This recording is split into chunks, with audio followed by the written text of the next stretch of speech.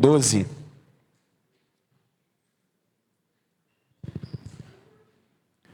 Livro dos Juízes, capítulo de número 12. Nós vamos ler do verso 1 até o verso 7.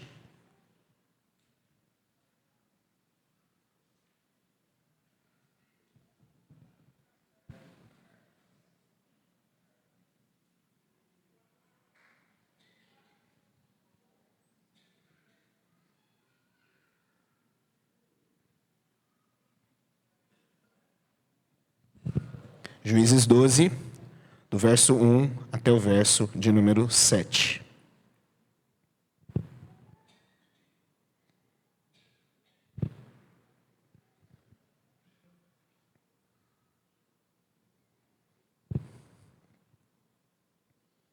A palavra do Senhor nos diz assim: Então, os homens de Efraim foram convocados, passaram para Zafon e disseram a Jefté: Por que você foi lutar contra os filhos de Amon e não nos chamou para ir com você? Por causa disso, vamos queimar a sua casa com você dentro dela. Mas Jefté respondeu: Eu e o meu povo tivemos uma grande discussão com os filhos de Amon. Chamei vocês, mas vocês não me livraram das mãos deles. Quando vi que vocês não iam me livrar, arrisquei a minha vida e fui lutar contra os filhos de Amon. E o Senhor os entregou nas minhas mãos. Então, por que vocês estão vindo hoje para lutar contra mim? E Jefté reuniu todos os homens de Gileade e lutou contra Efraim. Os homens de Gileade derrotaram os efraimitas, porque estes tinham dito: Vocês, gileaditas, que moram no meio de Efraim e Manassés, são desertores de Efraim. Porém, os gileaditas tomaram os vales do Jordão, que conduzem a Efraim. E quando algum fugitivo de Efraim dizia: Quero passar, os homens de Gileade lhe perguntavam: Você é efraimita? Se respondesse que não, os homens de Gileade lhes diziam: Então diga Shibolete.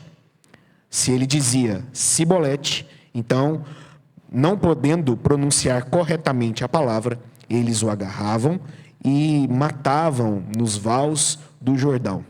Assim, naquele tempo, foram mortos 42.000 efraimitas. Jefté, o gileadita, julgou Israel durante 6 anos. Ele morreu e foi sepultado numa das cidades de Gileade. Feche seus olhos.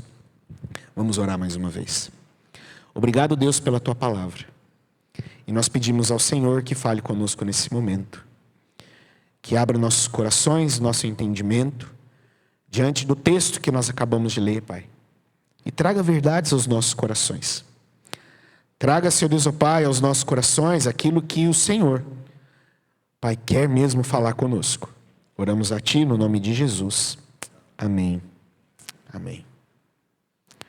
Nós que moramos num país de dimensões quase que continentais, nós temos que lidar com diversos tipos de povos diferentes, culturas diferentes, palavras diferentes, sotaques diferentes. Eu já tive a oportunidade de morar em 3 estados e é bem diferente o que nós ouvimos.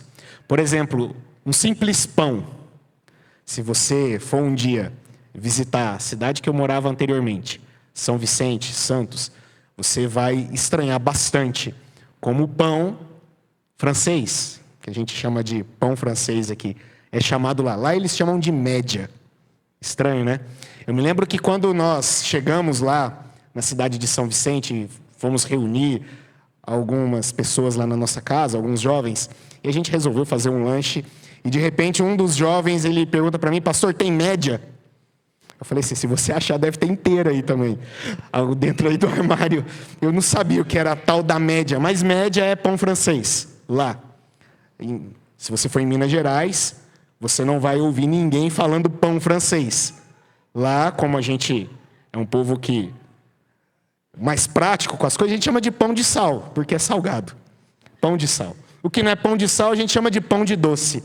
Aqui vocês chamam de caseirinho. A gente tenta diminuir as coisas, né? Fica mais fácil. O mineiro é assim. Então lá é pão de saúde. Então você percebe que no nosso país nós percebemos coisas muito engraçadas. Em Minas Gerais, por exemplo, é muito comum você, principalmente se você estiver em Belo Horizonte, você ouvir alguém perguntando: esse ônibus passa na Savassi? O que isso quer dizer? Mas é bem comum. Dialetos, sotaques, palavras. A gente vai ver que no nosso texto tem algo parecido com isso. Mas é interessante que quando nós olhamos também para a igreja do Senhor Jesus Cristo, nós percebemos que esta igreja também é uma igreja multicultural, ela é diversa. Ao olhar daqui do auditório para vocês, percebo que há pessoas aqui que com toda certeza vieram de diversas regiões, de culturas diferentes, tiveram aí sua descendência enraizada, até mesmo em locais fora do nosso país. Assim é o Brasil, assim é a igreja do Senhor Jesus Cristo. É um povo diverso. Mas é interessante que esse povo diverso, ele foi chamado para ser um só. Para ser um só povo. E ele só tem um nome: povo de Deus, igreja.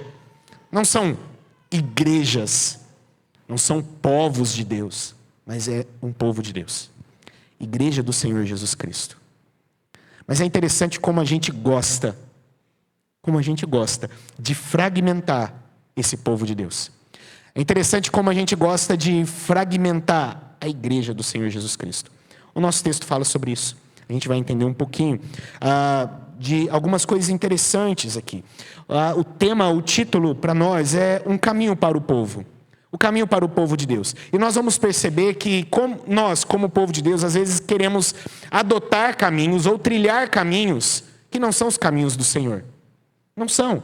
Não são caminhos que Deus tem para a sua igreja, que Deus tem para o seu povo. Nós seguimos caminhos segundo o nosso coração, segundo as nossas vontades, segundo os nossos pesos, medidas, aquilo que nós gostamos, os nossos gostos pessoais.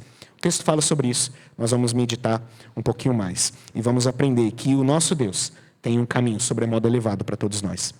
Um caminho primaz e que precisamos trilhar esse caminho. Mas estamos diante de mais uma história difícil dentro do livro de Juízes. E com essa história nós iremos encerrar o que o livro tem a nos dizer sobre Jefté. A história de Jefté continua. A anterior foi terrível. Você se lembra dela? Foi terrível. E sabe, apesar de terrível, apesar de ficarmos desolados diante da história de Jefté, e como nós também ficamos desolados diante de várias outras histórias, provavelmente você ficou desolado ao ler a história e conhecer melhor a história de Gideão, e de fato isso nos deixa arrasados mesmo. Quando nós percebemos e nos deparamos com um lado obscuro de personagens bíblicos. Isso traz mesmo desolação ao nosso coração. Mas é interessante que, não sei para você, mas para mim, essas histórias são também animadoras. Eu fico animado com essas histórias. Sabe por quê? Porque eu percebo que Deus trabalha com gente complicada. Eu percebo isso. Que Deus trabalha com pessoas difíceis. Que Deus trabalha com pessoas imperfeitas. Eu percebo, e isso enche meu coração de animação, porque me mostra que Deus não precisa de muitos recursos para fazer com que os seus planos vão adiante. Deus não precisa de muitos recursos. E juízes como Jefté, que são mais bem explorados do que outros juízes, isso ainda fica mais evidente. Deus não precisa de muitos recursos. Por isso Ele continua nos usando. Continua usando a mim, a você, a igreja. Porque Ele não precisa de muitos recursos para isso. Jefté é complexo. Você vai perceber isso. Ele é um personagem um tanto quanto complexo e capaz e ao mesmo tempo tolo. Ele é um homem capaz. Mas ao mesmo tempo tem uma tolice em Jefté que nos assusta. Perceba, ele lidou com os amonitas de uma forma primaz, pelo menos no início. Ele usou de sabedoria, ele usou de negociação, ele usou de uma argumentação histórica, lógica, também teológica, ali contra os amonitas, apontando: olha aqui, a terra não é direito de vocês. Vocês estão se achando donos dela, mas espera, historicamente, teologicamente, essa terra nunca foi de vocês. Essa terra foi dada ao nosso povo. Jefté, ele argumenta. Jefté usa desse raciocínio, usa da negociação. Deu certo? Não, não deu certo. Ele precisou partir para a espada. E precisou matar um monte de amonita. Mas ele tentou. É um homem capaz. Mas agora, esse homem capaz, e que foi capaz de uma vitória incrível, ele foi incrivelmente tolo também. Incrivelmente tolo. Lembra do voto que ele fez? E que voto ridículo esse homem fez. Ridículo. Precisava? Não, não precisava. Em algum momento foi cobrado que se fizesse votos com o Senhor? Não, não foi cobrado. Mas foi dito que se fizesse tinha que cumprir. Ele fez. Ele fez. E um voto tão ridículo que acabou em uma tragédia. Com sua filha, com ele mesmo. Mas perceba, mesmo com um homem como Jefté, capaz e tolo, complexo, nós percebemos o agir de Deus. Nós percebemos o Senhor dirigindo e cuidando de todas as coisas. E os amonitas foram vencidos. A gente leu sobre isso na semana passada. Ele venceu, semana passada não, no sermão passado. Ele venceu os amonitas. Bom, então se os amonitas foram vencidos, os inimigos externos foram derrotados, agora está tudo certo. Certo? Não, não está certo. E eu imagino que você, a esta altura do campeonato, ou a esta altura do livro de Juízes, já sabe muito bem que o povo do Senhor não precisa de inimigos externos para se dar mal. Precisa apenas dele mesmo. Apenas dele mesmo. Eu imagino que até esse momento você já percebeu isso. Eles não precisam só de inimigos externos. Basta o povo. Basta o próprio povo. E é isso que nós vamos perceber no nosso texto. Já não tem mais um inimigo externo agora. Os amonitas foram derrotados. Mas quem é o problema agora? Quem vai vir agora e vai trazer uma fragmentação, uma divisão, uma destruição para esse povo?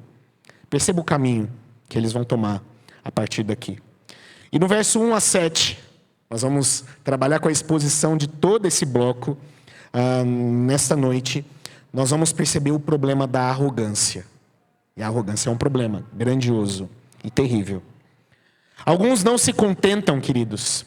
Eu peço a você que volte seus olhos para o texto. Alguns não se contentam nem em sentar-se à direita e nem à esquerda no reino. Tem gente que quer sentar no trono. Alguns não se contentam com a cadeirinha da direita e nem da esquerda. Eles querem o centro. Eles querem a atenção. Eles querem chamar a atenção. Tem pessoas que são assim. E essa descrição, ela se encaixa perfeitamente na tribo de Efraim, que aparece agora, mais uma vez, no nosso texto, na nossa história. Efraim atravessa o Jordão, é o que nós lemos aí, e encontra Jefté num local chamado Zafon, que é uma cidade que fica a leste do Jordão. E ali no vale do rio e ao norte de Sucote, eles passam a repreender, porque eles lutaram contra Amon sem consultar a tribo de Efraim. Eles repreendem Jefté. Por que vocês não pediram ajuda? Vocês foram lá, lutaram com Amon, saíram vitoriosos, e nós? Por que você nos ignorou? Por que você lutou contra Amon e ignorou a nossa tribo? Por que você não nos chamou para ir com você? Essa é a queixa de Efraim. Eles são pessoas, ou pelo menos eles se julgam pessoas importantes. E você não trata pessoas importantes dessa forma. Você vai consultá-las. Você vai perguntá-las. Quer ir também? Vamos lá junto? Efraim esperava algo assim de Jefté. Por que vocês não nos consultaram? Por que vocês não chegaram até nós e nos chamaram para ir com vocês? Efraim tinha uma síndrome de grandeza. E essa síndrome de grandeza vem de tempos atrás. Vem de um momento que foi narrado lá em Gênesis 48. O que acontece em Gênesis 48? José, lembra de José? Do Egito? Lembra dele? Governador. José teve 2 filhos. E qual foi o nome dos filhos? Efraim, o mais moço, e Manassés, o primogênito. Os 2 filhos de José. E é interessante que, passado ali algum tempo, Jacó, pai de José, idade avançada, já velhinho, resolve então abençoar os filhos de José e também distribuir parte da herança para os filhos de José. Então chama-se ali Efraim, chamam-se ali Manassés. Lembra? Manassés é o primogênito. E a gente sabe que dentro da lei da primogenitura existem benefícios quanto à herança para o primogênito. Jacó sabe muito bem disso. Jacó sabe muito bem disso. Mas existem esses benefícios. Então ele chama os 2. Vem para cá Efraim, vem para cá Manassés. E o texto vai dizer que quando ele vai dividir a herança, ele faz uma confusão. A mão que tinha que ficar em cima de um fica em cima do outro. Ele cruza os braços. A mão direita que tinha que ser em cima de Manassés, ela vai para cima de Efraim. A mão esquerda que tinha que ser em cima de Efraim, vai para Manassés. E a bênção da primogenitura vai para o mais moço, enquanto a bênção do mais moço vai para o primogênito. José vê aquilo e fica bravo. Pai, está fazendo errado, ele puxa o menino, é nesse aqui, e José, não, é dessa forma que eu vou fazer. É dessa forma que eu vou fazer.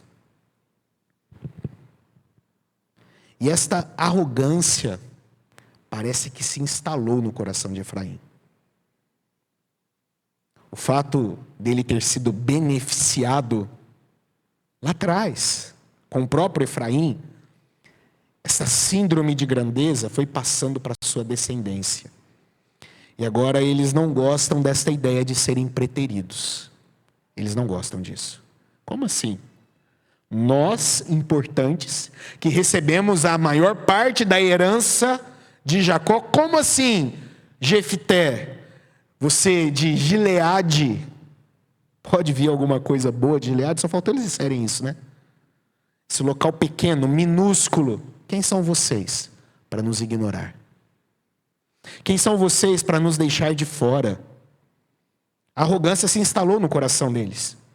Efraim e seu povo estavam completamente arrogantes.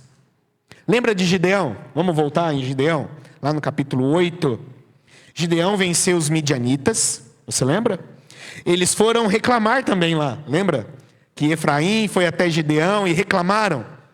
Como assim, Gideão? Você vai lutar com o povo de Midian e não nos chama? Como assim, Gideão? Você vai enfrentar os midianitas e não nos consulta? Eles estão fazendo a mesma coisa aqui. Eles estão fazendo a mesma reclamação aqui. Anos se passaram e Efraim ainda acha que tudo tem que passar por eles. Você conhece gente assim? Conhece? Deveria ser um tempo de festa. Deveria ser um tempo de alegria. Mas Efraim não consegue festejar. É muita arrogância. Muita arrogância. Efraim vai ser motivo de destruição por causa desta arrogância. Veja, eles até poderiam dizer, poxa Jefté, nem chamou, cara. Você nem nos chamou. Tá bom, estamos aqui, nós temos armas, podíamos ajudar também, parabéns pela vitória, mas chama a gente na próxima. Eles podiam ter falado dessa forma, seria mais bonito. Mas não foi assim. Não foi dessa forma. Eles disseram, como não nos chamou? Nós vamos agora tocar fogo na sua casa. E com você dentro dela. A gente vai tacar fogo em todo mundo. A arrogância subiu. Eles estão bravos. Pode ser que Efraim imaginasse que Jefté seria como Gideão. Porque Gideão foi diferente. Quando Efraim foi confrontar Gideão, lá no nosso texto, no capítulo de número 8, o que Gideão fez? Encheu a bola deles. Não fiquem preocupados. Os cachos de uvas que vocês produzem lá na terra de vocês são os melhores da região. Por que vocês estão preocupados com uma guerra? Por que vocês estão preocupados com uma batalha? Vejam só como a terra de vocês é fértil. E Efraim se inflou. Eles se inflaram. Mas Jefté não foi assim. Jefté, ele não usou da psicologia de Gideão. E provavelmente Jefté não viu necessidade de usar dessa psicologia.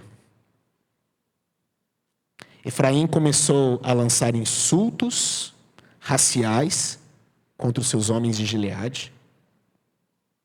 E ele diz: ficamos sabendo que vocês não nos chamaram. Vocês, que são desertores de Efraim. Ele começou a insultá-los. Mas Jefté não é Gideão. Ele não foi para a conversa. E a gente fica sabendo de um detalhe importante aqui para o nosso texto. Efraim foi chamado sim. É o que diz o texto. Jefté respondeu: eu e meu povo, verso 2, tivemos uma grande discussão com os filhos de Amon. Chamei vocês, mas vocês não nos livraram das mãos deles. E agora vocês vêm me acusar? E agora vocês vêm dizer que eu não fiz nada, sendo que eu chamei vocês, e vocês não foram, e nós precisamos, de certa forma, arriscar a nossa vida para nos livrar de Amon? Quem vocês pensam que são? Vocês vão se voltar contra mim agora? Eu que estou do lado do Senhor, talvez ele disse até isso, né? Eu que estou do lado do Senhor, que fui usado pelo Senhor, vocês vão se voltar contra mim agora? É isso mesmo? Talvez não foram porque se acharam superiores a Jefté e falaram: não, nós não vamos obedecer a esse homem. Nós não vamos. Esse homem sem importância. Talvez, possivelmente, também porque eles não queriam abrir mão das diferenças em prol de um bem comum. Porque eles achavam que Gileade era desertor. Não vamos abrir mão disso. Seus desertores, não vamos ajudá-los. Será que a igreja é assim também? Será que a igreja não pensa e não age desta forma também? Efraim está sendo insubmisso aqui. Jefté era o juiz. Ele era o líder. E Efraim deveria acatar a convocação à guerra desse líder. E o que acontece? Jefté e companhia, então, abateram e dispersaram os efraimitas. Continuando o texto, é o que nós vamos perceber. Eles ocuparam os pontos de passagem no Jordão, então ficaram ali esperando para poder brincar de senha com eles. Os efraimitas que fugiam, passavam por esses pontos. E eles fizeram uma blitz ali. Talvez era difícil pegar os efraimitas pela aparência. Talvez eles eram iguais. Então eles resolveram ir pelo sotaque. Vamos pegá-los então no sotaque. Efraim não conseguia dizer a palavra Shibolete. O povo de Efraim não conseguia. Por causa do seu sotaque, por causa da forma como eles falavam, não sei. Eles pronunciavam Sibolete. Então, quando um efraimita passava, eles perguntavam: você é de Efraim? Ele dizia: não, não sou. Então diga Shibolete. Aí eles diziam Sibolete. Espada neles. Espada neles. É interessante que é um termo tão simples. Shibolete quer dizer plantinha, ramo, ramagem, galinho de planta. Mas eles não conseguiam pronunciar completamente. É a mesma coisa que você perguntar para o mineiro e dizer: você é mineiro? Ele: sou não, uai. É a mesma coisa. É a mesma coisa. 42 mil foram mortos naquele dia.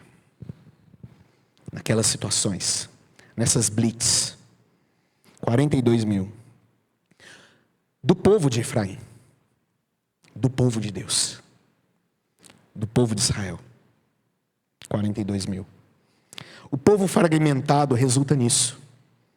O povo fragmentado resulta em inimigos derrotados, mas também vários dos nossos perdidos. Esse é o resultado de um povo fragmentado. É o resultado da igreja quando se fragmenta. É o resultado do povo de Deus quando se divide. Vários dos nossos são perdidos. Queridos, nós chegamos ao final da história de Jefté. E veja só como termina o verso 7. Leia junto comigo. Todos juntos, vamos lá. Jefté, o gileadita, julgou Israel durante 6 anos. Ele morreu e foi sepultado numa das cidades de Gileade. 6 anos esse homem julgou. E tanta coisa aconteceu em 6 anos. A gente lê a história de Jefté, parece que foram uns 40 anos. 6 anos. 6 anos de desastre. Ele morreu e foi sepultado.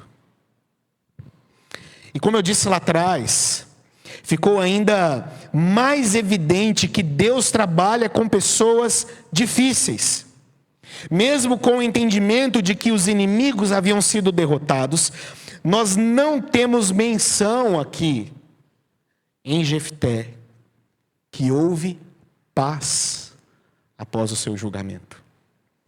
Lembra dessa palavrinha que sempre aparecia?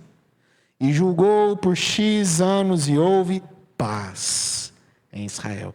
E julgou por Y anos e houve paz em Israel. Com Jefté, sem paz. Não há paz. Na verdade, há um povo dividido. Há um povo fragmentado agora. Esse momento foi marcado por arrogância. Esse momento foi marcado por insubmissão.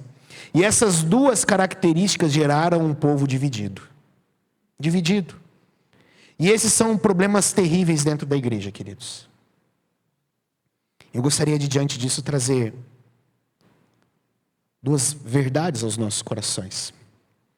De caminhos. Caminhos que às vezes o nosso coração insiste em percorrer. E o caminho do Senhor para todos nós. Porque muitas vezes nós, como igreja, também trilhamos o mesmo caminho de Efraim. O caminho da arrogância. O caminho da insubmissão.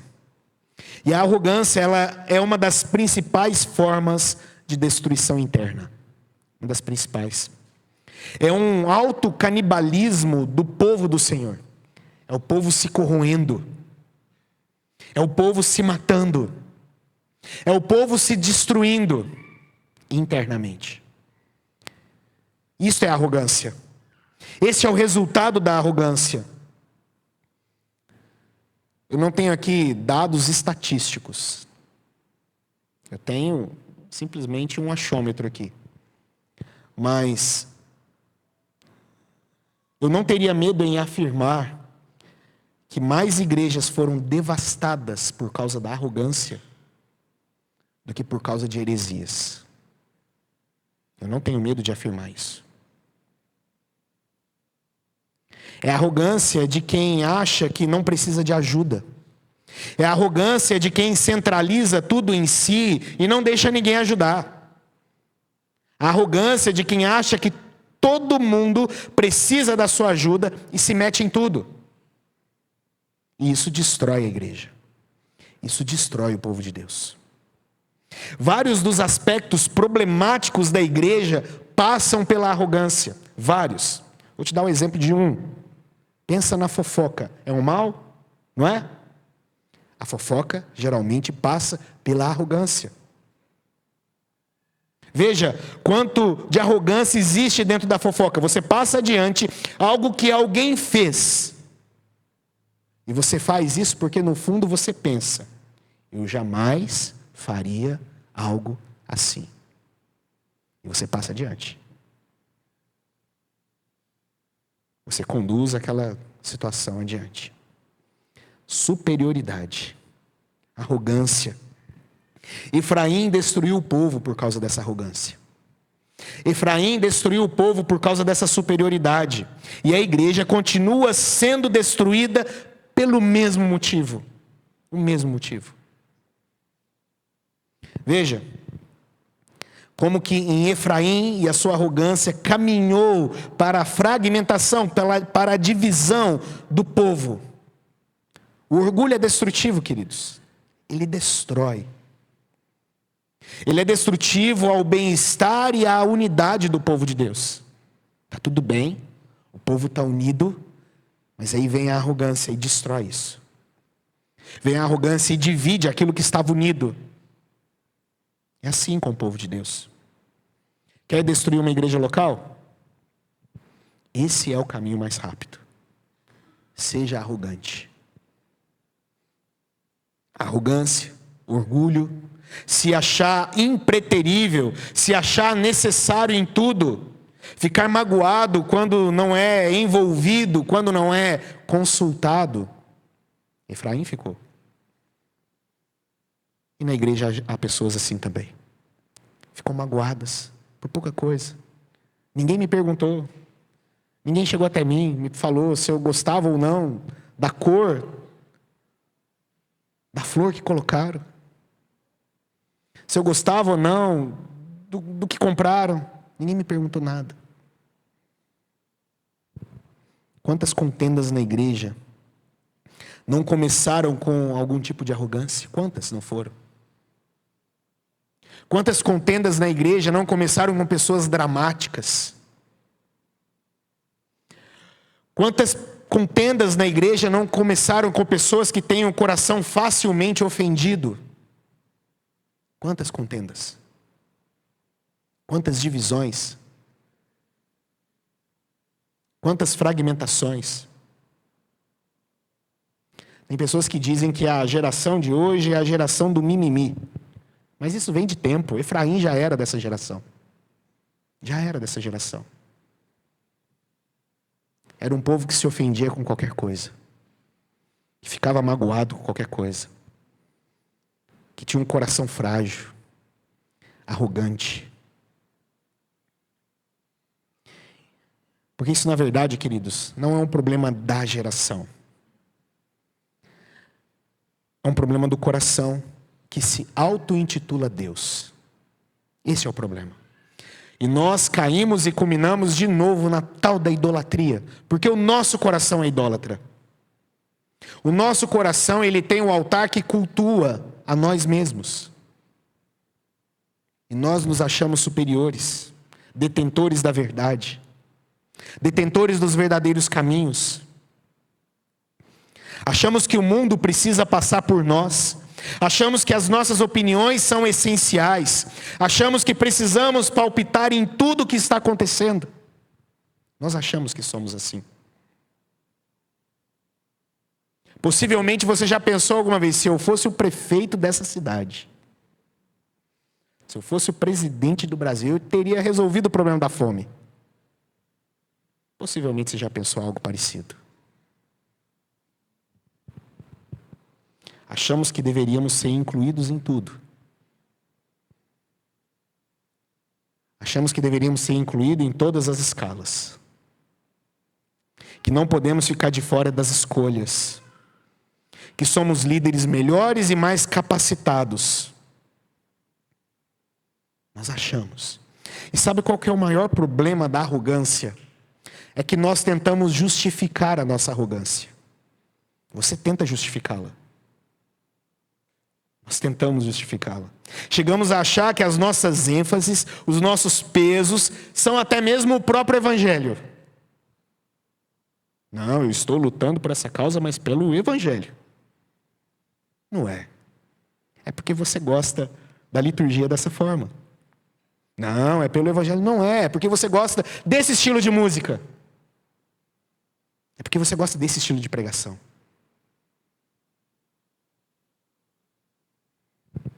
são nossas preferências.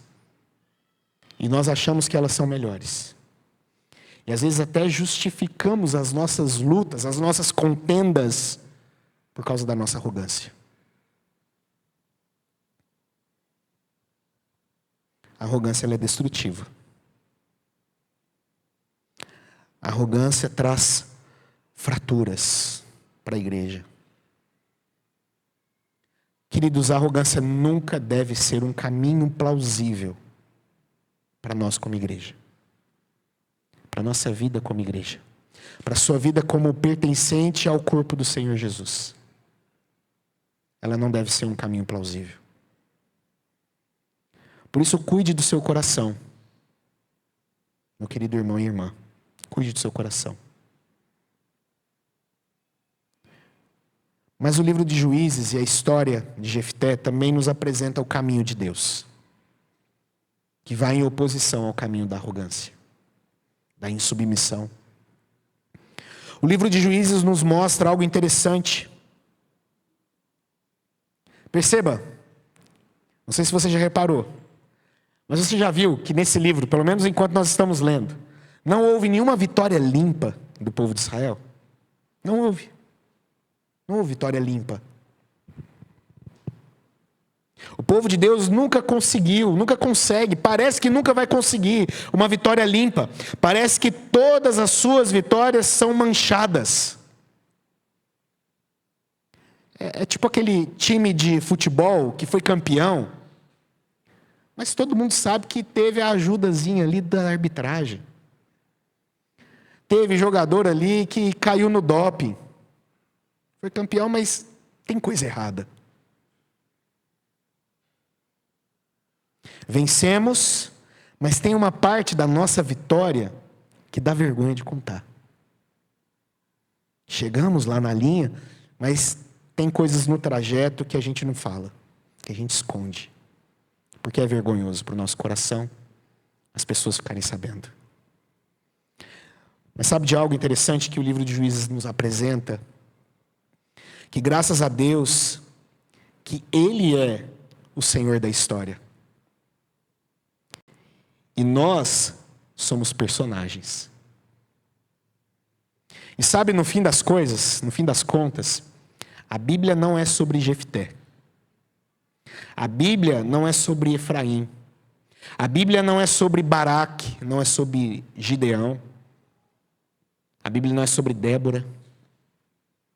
E não vai ser sobre outros personagens que vão aparecer. Daqui a pouco a gente chega no tal do Sansão. Não é sobre eles. A Bíblia é a história de Deus. E a história do que esse Deus está fazendo. O que esse Deus tem feito. E do que esse Deus ainda há de fazer. E apesar das tolices efraimitas, apesar da violência de Jefté, apesar da obscuridade de muitos de nós, a história da redenção é a história da luz do mundo que veio e iluminou as nossas trevas. Essa é a história da Bíblia.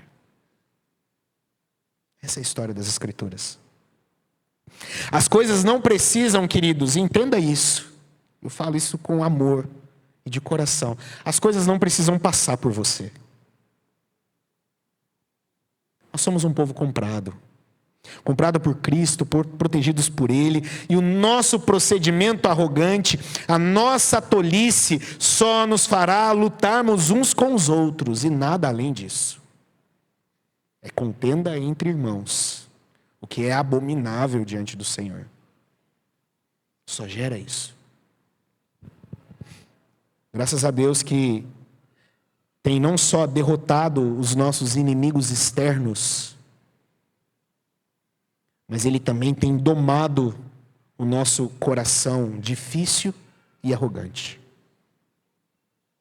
O Senhor tem domado esse coração. E é só Ele para fazer isso. Deus segue agindo, meu querido.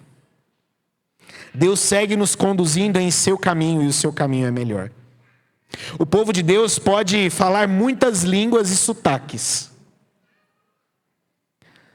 mas todos estarão representados no trono celestial. Porque nós somos unidos em Cristo Jesus. O seu sangue nos comprou. O seu sangue nos uniu. O seu sangue nos fortalece. E nele somos feitos um povo. Um povo. Que Deus nos ajude. Que o Senhor nos ajude, e a minha oração essa noite para nós como igreja, é que o Senhor nos ajude a não trilharmos o caminho da arrogância. A não trilharmos o caminho da insubmissão. A não trilharmos o caminho de acharmos que somos impreteríveis, indispensáveis. Achar que trilharemos a não trilhar o caminho de achar que nós precisamos tomar conta de todas as coisas. Todas as coisas precisam passar por nós, passar por mim, pela sua opinião. Que Deus nos livre disso. Que Deus nos livre disso. Que trilhemos o caminho do Senhor. Que trilhemos o caminho de Cristo, que nos faz um nele. Que Deus nos ajude. Que Deus nos capacite. Que tire de nós esse coração de Efraim. Em nome de Jesus Cristo. Amém? Coloque-se de pé.